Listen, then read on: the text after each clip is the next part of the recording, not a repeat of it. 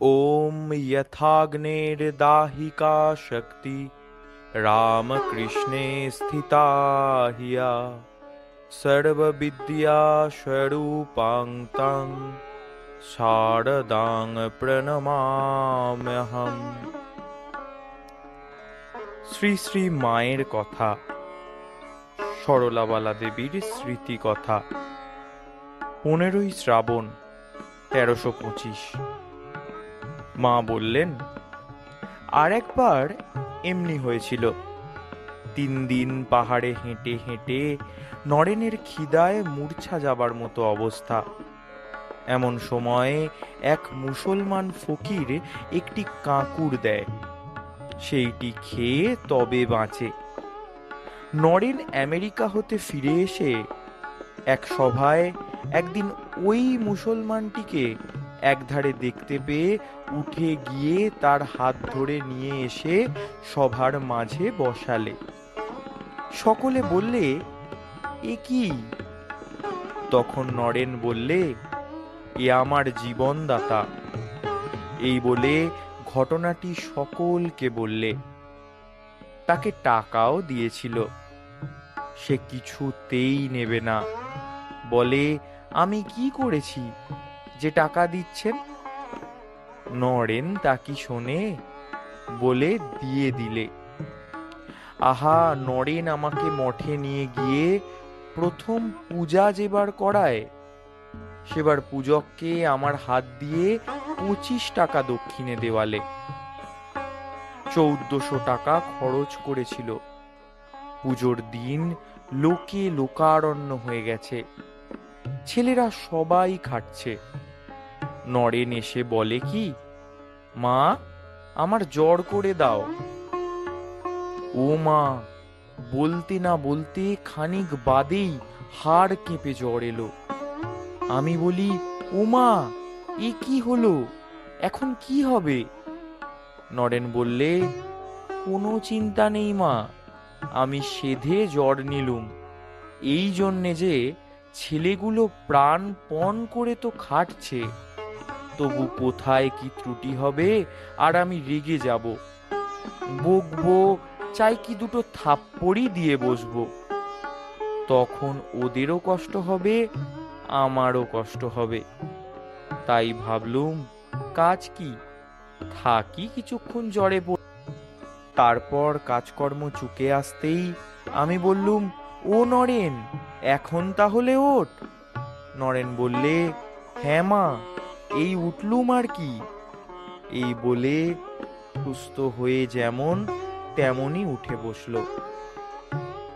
তার মাকেও পুজোর সময় মঠে নিয়ে এসেছিল। সে বেগুন তোলে, লঙ্কা তোলে, আর এ বাগান ও বাগান ঘুরে ঘুরে বেড়ায়। মনে একটু অহং যে আমার নরেন এসব করেছে।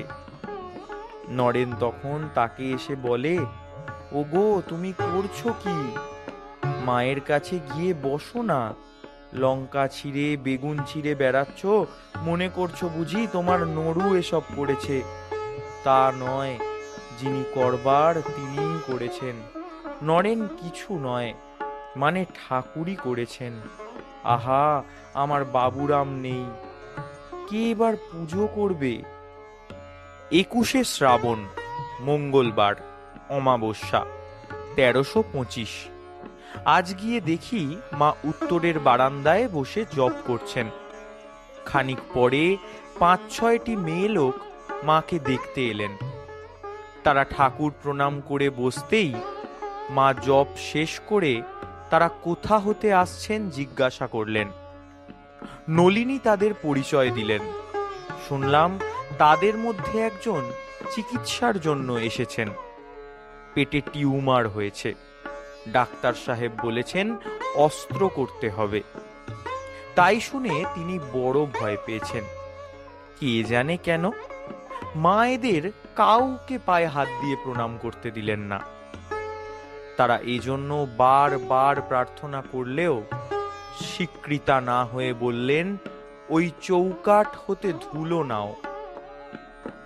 তারা শেষে অসুস্থ মেয়েটিকে দেখিয়ে বললেন, আপনি আশীর্বাদ করুন, যেন ও সেরে উঠে আবার আপনার দর্শন পায়। মা ভরসা দিয়ে বললেন, ঠাকুরকে ভালো করে প্রণাম করো, উনি সব। পরে যেন একটু অতিষ্ঠভাবে বললেন, তবে তোমরা এখন এসো, রাত হলো। তারা ঠাকুর প্রণাম করে চলে যাবার পর বললেন, গঙ্গা জল ছিটিয়ে ঘর ঝাঁট দিয়ে ফেলো, ঠাকুরের ভোগ উঠবে। বউ আদেশ পালন করলে মা উঠে এসে নিচের বিছানায় শুয়ে গায়ের কাপড় খুলে ফেলে আমার হাতে পাখা দিয়ে বললেন, বাতাস কর তো মা, শরীর জ্বলে গেল। গড় করি মা কলকাতাকে, কেউ বলে আমার এ দুঃখ, কেউ বলে আমার ও দুঃখ, আর সহ্য হয় না।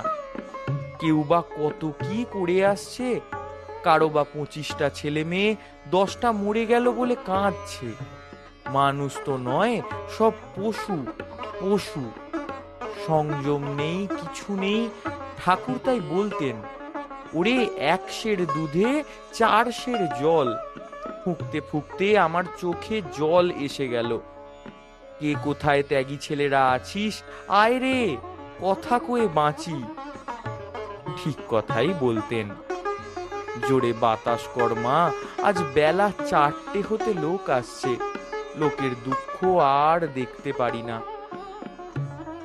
আহা, আজ বলরামের পরিবারও এসেছিল।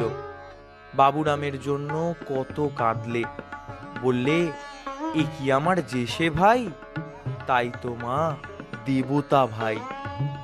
খানিক পরে তেল মালিশ করতে বললেন। মালিশ করতে করতে বললুম, মা, ডাল রান্না করে এনেছি, ভক্তেরা খাবেন বলে। মা বললেন, বেশ করেছ। রাখালও 2টো ইলিশ মাছ পাঠিয়েছে। বাবুরাম গিয়ে অবধি সে এখনো মাছ খায়নি।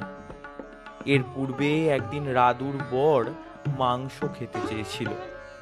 সেই কথা এখন একজন মাকে বলায় মা বললেন, এখন এখানে কেমন করে হবে?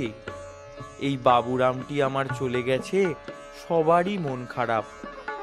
এ ঠাকুরের সংসার, তাই কাজ কর্ম সব হচ্ছে।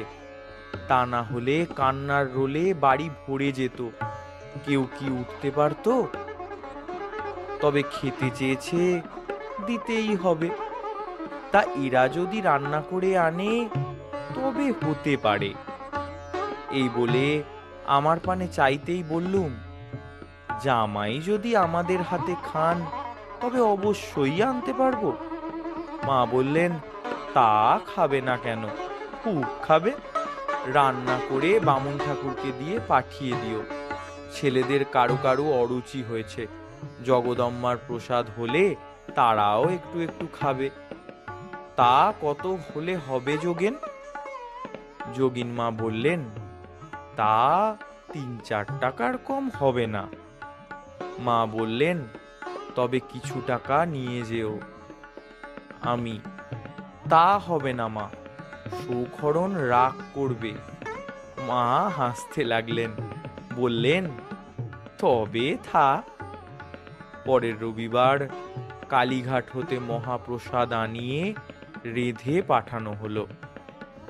ওম শান্তি শান্তি শান্তি। হরি ওম তৎসৎ। শ্রীরামকৃষ্ণার্পণমস্তু।